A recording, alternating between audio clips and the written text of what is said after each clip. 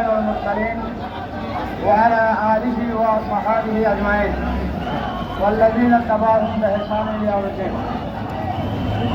বিশ্ব ইসলামী আন্দোলনের নেতা, ফাঁসির মঞ্চ বিজয়ী নেতা, মৃত্যু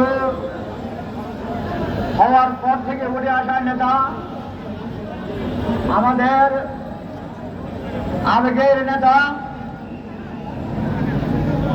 আমার প্রিয় ভাই বাংলাদেশ জামাত ইসলামের সাবেক ভারপ্রাপ্ত সেক্রেটারি জেনারেল, জামাত ইসলামের নির্বাহী পরিষদ সদস্য, মজলুম জননেতা জনাব এটিএম আজহারুল ইসলাম, এখানে উপস্থিত জামাতের অন্যান্য নেতৃবৃন্দ, বিশেষ করে এনএজির আসন থেকে জামাত ইসলামী মনোনীত জাতীয় সদস্য প্রার্থী, বাংলাদেশ জামাত ইসলামের কেন্দ্রীয় মন্ত্রিসভার সদস্য, ইসলামী ছাত্র শিবিরের সাবেক কেন্দ্রীয় সভাপতি, মজলুম ছাত্রনেতা, মজলুম জননেতা ডাক্তার ফখরুদ্দিন মানিক, আমার সাংবাদিক বন্ধুগণ, মুআজ্জিজ উলামায়ে কেরাম, সম্মানিত দাগনভূঞাবাসী, আসসালামু আলাইকুম ওয়া রাহমাতুল্লাহি ওয়া বারাকাতুহু।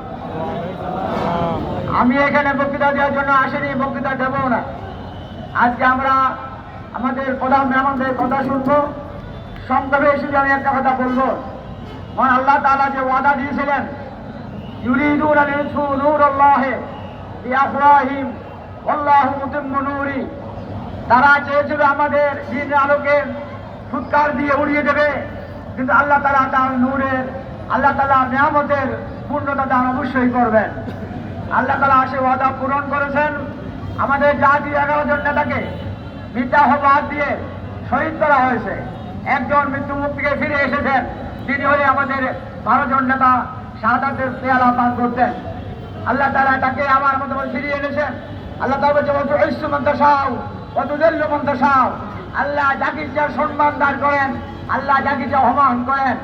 আজকে কারা অপমানিত আর কারা সম্মানিত, আজকের উপস্থিতিও তা প্রমাণ করে, আজকের বাংলাদেশটা প্রমাণ করে।